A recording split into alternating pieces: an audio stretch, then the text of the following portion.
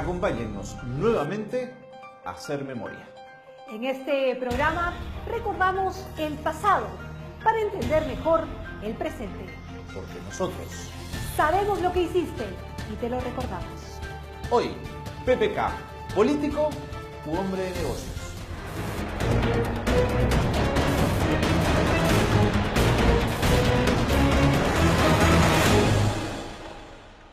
En octubre del 68, Juan Velasco Alvarado derrocó a Fernando Belaúnde Terry. Seguramente se han movido ambiciones para detener el régimen constitucional que presido. No puedo decir más porque me lo impide una elemental cortesía para con la Argentina y para con su gobierno. Rápidamente, el general intervino el complejo petrolífero de La Brea y Pariñas, en Piura, administrado por la International Petroleum Company. Acaba de promulgar el decreto ley que ordena la inmediata expropiación de todo el complejo industrial de La Brea y Pariñas. A pesar de la confiscación militar, la compañía pudo retirar del sistema financiero peruano 115 millones de dólares mediante el Banco Central de Reserva del Perú. La responsabilidad recayó en los gerentes del BCR, entre ellos Pedro Pablo Kuczynski. Aún consta en la relación oficial de funcionarios publicada en la memoria de 1968. El gobierno militar no se lo perdonó. PPK escapó del Perú y la historia cuenta que lo hizo en la maletera de un Volkswagen por Ecuador para luego llegar a Miami. ¿Salieron huyendo por la frontera con el Ecuador? ¿Eso es cierto? Carlos y yo sí. Webb se quedó y pasó las de Caín un buen tiempo. Sandro Mariate, que era el ministro de Hacienda, hoy Economía, estuvo preso. ¿Pero qué les inventaron? ¿Por qué los Nos querían? inventaron de venderle dólares a la IPC. Sin embargo, antes del golpe militar, ya se había producido el escándalo de la famosa Página 11. Esta no era otra cosa que la página del contrato donde la International Petroleum Company se comprometía a pagar determinado precio por barril de petróleo explotado en La Brea y Pariñas. Pero de pronto, la compañía no estaba de acuerdo con el precio que había suscrito.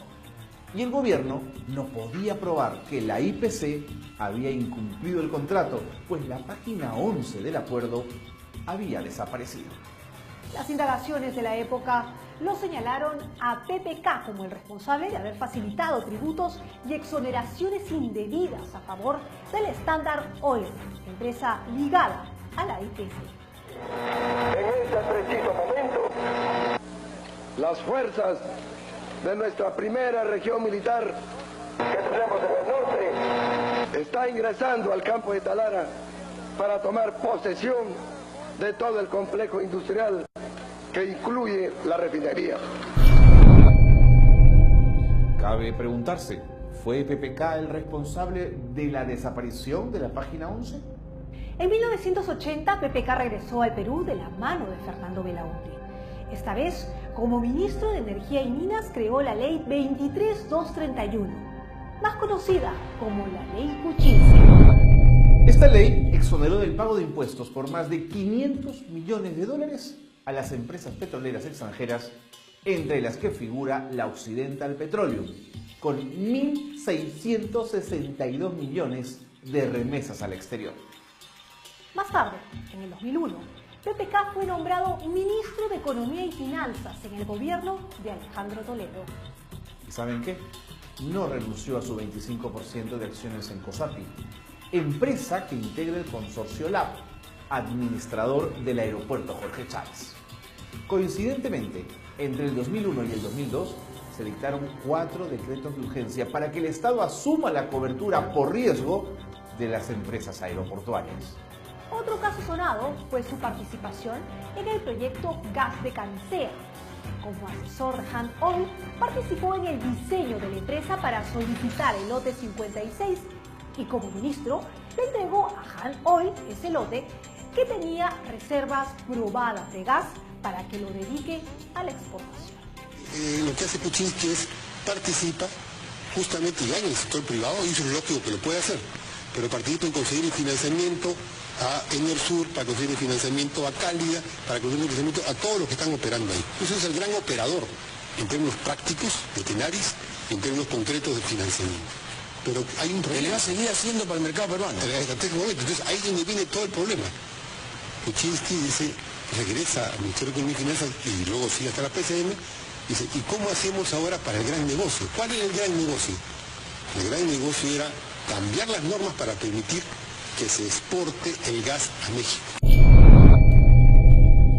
El 2005, en su calidad de primer ministro del gobierno de Alejandro Toledo, promovió el cambio de la ley para que el gas del lote 88, reservado para el consumo interno, también se dedique a la exportación, favoreciendo ¿a quién?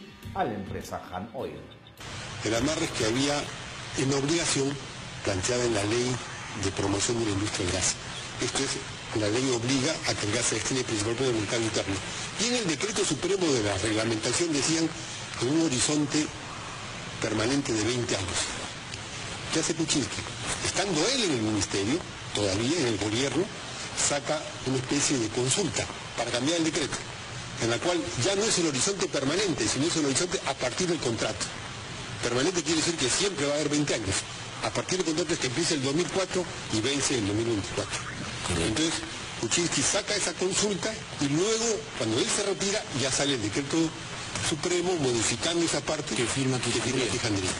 Entonces, cuando regresa Kuczynski, se dan cuenta de que el decreto supremo tenía pies de barros, porque la ley seguía vigente.